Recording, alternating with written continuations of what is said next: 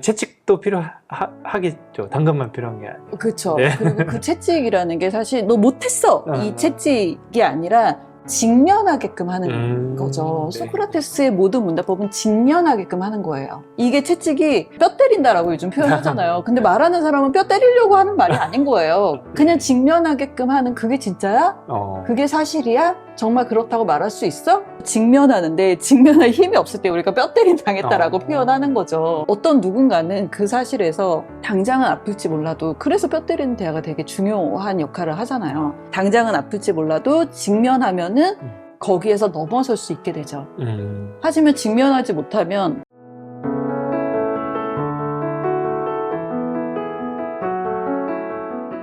이 책에 이제 여러 철학자를 다루고 있잖아요. 어떤 철학자가 기억에 좀 남았는 거지요?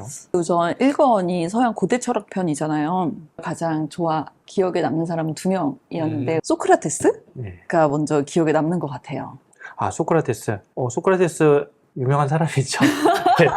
너 자신을 알라, 뭐 악법도 법이다. 네. 이제 서양 철학자 중에서는 제일 으뜸가는데 뭐 특별히 네. 뭐 그럴 만한 이유가 있을까요? 네, 저는 우선은 소크라테스 인간 자체가 좀 웃긴 것 같아요. 아, 웃긴 사람이다. 네.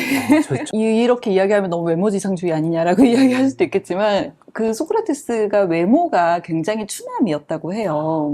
어떤 사람은 너 전기 가오리 같다 막 이런 식으로 표현을 하는가 하면 근데 아테네 시대가 굉장히 외모를 중시 여겼어요. 네. 직접 민주주의 때문에 그 광장에서 자기네 변론을 하고 거기에 대해서 소피스트가 많이 있던 그 시대의 철학자잖아요. 그 전에 여기 책에도 나오지만 자연 철학자들이 있거든요. 근데 자연 철학자들의 관심은 그거였어요. 이 세상은 무엇으로 이루어져 있지? 라는 그 근본적인 그 본질은 뭐지? 여기에 좀 관심을 가졌다면 상업화되고 가장 부흥하고 가장 번영한 어떤 도시국가였잖아요. 지금 시대로 말하면 거의 미국 같은 느낌인 것 같아요.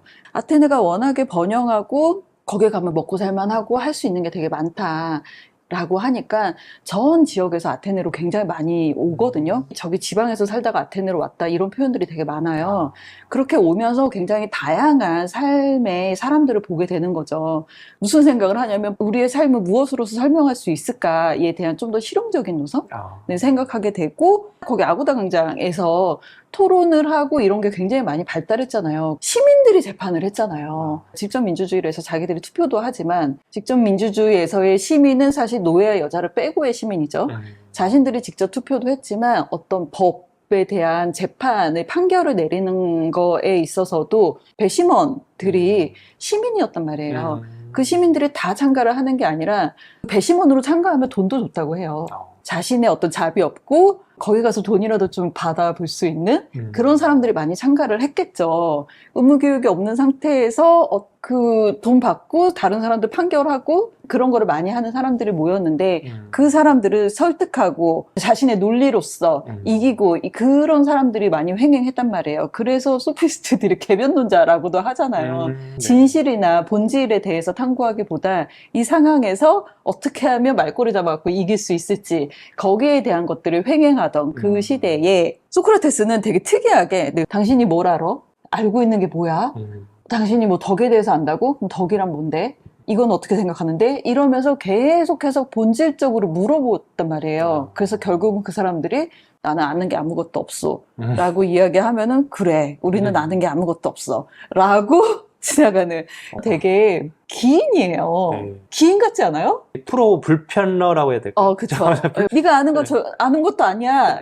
네가 제대로 아는 게 아니야 라고 되게 불편하게 만드는 그런 사람인 거죠. 그리고 소크라테스가 원래 유명했던 게 전쟁터의 전쟁 영웅이었다고 알고 있어요. 왜 전쟁 영웅이었냐면 체력도 되게 좋고 아버지가 석공이었잖아요. 이 시대에는 아버지가 하던 직업을 자식이 좀 대대로 내려가면서 했고 근데 뭐 백수였죠. 소크라테스는. 수다 떨기 좋아하는 백수였던 것 같고 근데 그 전쟁 영웅으로 유명해졌다고 해요. 3번의 전쟁에 참전을 했고 특히 마지막 전쟁에서는 그 패배했는데도 굉장히 침착하게 사람들을 자기보다 더 높은 장군을 이렇게 모시고 되게 침착하게 퇴각을 하면서 손실을 최소화 그러면서 좀 유명해졌다라고 알고 있어요. 그러니까 체력도 좋죠. 이 양반이 열등감이 없어. 얼굴이 좀 못생긴 편인데도 열심히. 편이 아니라니까요. 굉장히 못생겼는데도 사람들이 막 어쩌고저쩌고 이야기하고, 그리고 악처가 있는 걸로도 또 유명하잖아요. 예, 지금. 와이프가 돈 못 벌어 온다고 막 뭐라고. 근데 당연히 뭐라고 할 수밖에 없죠. 생계를 책임지지 않고 막 노단이 그 처가 막 뭐라고 하든 뭐 사람들이 어떻게 공격을 하든 별로 신경 쓰지 않아. 그리고 옷도 맨날 누더기로 입고 다녔대요. 아, 신발도 안 신고. 그러면서 시장 바닥을 하루 종일 막 돌아다녔다는 거예요. 근데 거기에 대해서 열등감이 한 개도 없어요. 술을 그렇게 잘 마셨대요. 밤새도록 먹고 자기는 맨정신으로 다른 사람들 다 뒤처리 다 하고 오. 집에 갔다고 해요. 굉장히 알코올 분해 요소의 소유자이기도 한 거죠. 네. 예.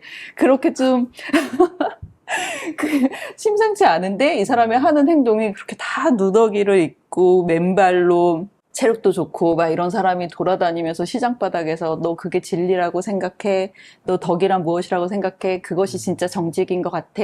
이렇게 이야기를 하는데 거기에 있어서 아테네의 그 청년들이 그렇게 좋아했다는 거예요. 왜 좋아했을까요? 뭔가 나는 못하는데 저 사람은 할 얘기 다 하고 뭔가 좀 멋있어 보였을 것 같아요. 네. 예. 소크라테스가 덕이란 무엇인가에 대해서 계속해서 이야기를 하거든요. 우리가 지금 생각하기에 덕은 되게 어떤 윤리? 우리가 마땅히 해야 할 도리? 이런 식으로 생각을 하는데 그런 부분도 분명히 있어요. 이 시대의 덕은 또 추가로 해서 자신의 기량을 최대치로 발휘하는 것 또한 덕이라고 생각을 했거든요. 이런 펜의 덕은 잘 써지는 거죠.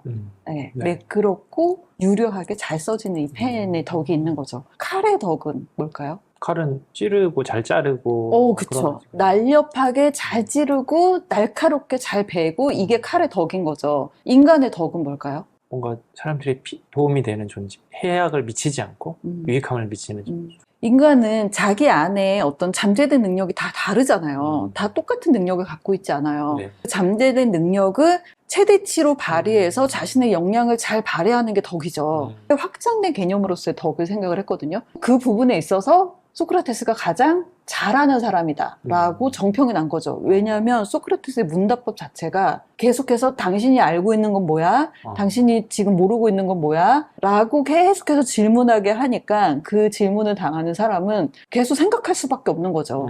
내가 이거 아는 게 제대로 아는 거야? 내가 모르는 게 제대로 모르는 거야? 그렇다면 내가 추구하려고 하는 건 뭐지? 에 대해서 계속 본질을 추구할 수밖에 없잖아요. 내가 만약에 아테네에 되게 명망 있는 집안의 가장이야.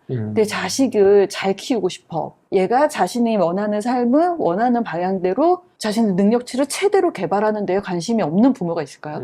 모든 부모라면 다 관심이 있을 것 같아요. 특히나 본인이 좀 먹고 살만 하고 거기에 대해서 지원해 줄 수 있다면 그렇다면 누구한테 보내겠어요? 훌륭한 교사에게 그쵸. 보내서. 네, 훌륭한 교사한테 보내겠죠. 예. 근데 아테네에 그 시대에 그 많은 소피스트들이 있는데 어떤 변술로서 잘 이기고 잘 먹고 살고 막 여기에 대해서만 관심을 가지고 있는 소피스트들 사이에서 소크라테스가 눈에 띄지 않았겠어요? 그럴 수가. 네, 저 사람 좀 특이하고 기이하고 좀 이상하긴 하지만 굉장히 본질을 막 이렇게 깊이 들어가게 해서 내 아이가 제대로 생각하게끔 해 라고 기대할 법 하잖아요. 그렇죠. 네, 그래서 그 시대에 명망 있는 자제들이 진짜 많이 갔대요. 그래서 소크라테스한테 진짜 많이 배웠대요. 네, 위대한 교육자의 풍모가 분명히 있었던 거죠. 교육자의 풍모가 있었던 게 소크라테스의 부모님한테서 좀 받았다? 라는 생각도 좀 많이 들어요. 이 책에도 나오는 이야기인데 소크라테스의 아버지는 석공이고 엄마는 산파죠. 여기서 그 유명한 소크라테스의 문답법이 나오잖아요. 산파술. 그 말은 산파는 사실은 아이를 직접 낳는 사람은 아니잖아요. 근데 아이를 낳을 수 있도록 도와주는 사람이죠. 근데 에듀케이션. 네, 에듀케이션 자체가 애가 밖으로 오고 에듀케이션이 끄집어내다인 거잖아요.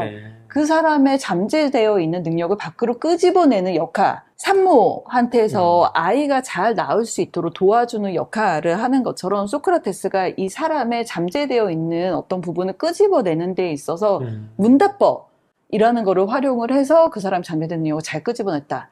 그리고 석공, 그 아버지가 석공인데 아버지가 했던 그 대리석 조각하는 거를 제자 교육에 비유했다고 해요. 대리석이 필요 없는 부분을 쪼아내면서 아름다운 조각이 되는 것처럼 제자들도 올바르지 못한 생각을 덜어내면 진리만 남게 된다.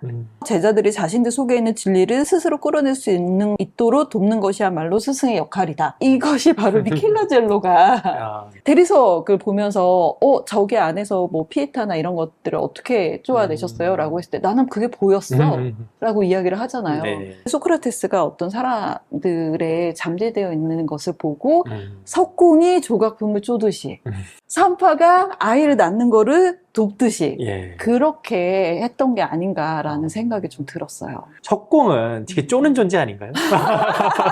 자신이 개발되거나 어떤 능력을 발휘하는 데 있어서 그래 너 잘한다 잘한다 너는 할 수 있어 할 수 있어 이거만이 그 사람이 능력을 발휘하는데 역할을 하나요? 채찍도 필요하겠죠. 당근만 필요한 게 아니고. 그렇죠. 네. 그리고 그 채찍이라는 게 사실 너 못했어 이 채찍이 아니라 직면하게끔 하는 거죠. 네. 소크라테스의 모든 문답법은 직면하게끔 하는 거예요. 이게 채찍이 뼈 때린다라고 요즘 표현하잖아요. 근데 말하는 사람은 뼈 때리려고 하는 말이 아닌 거예요. 그냥 네. 직면하게끔 하는 그게 진짜야?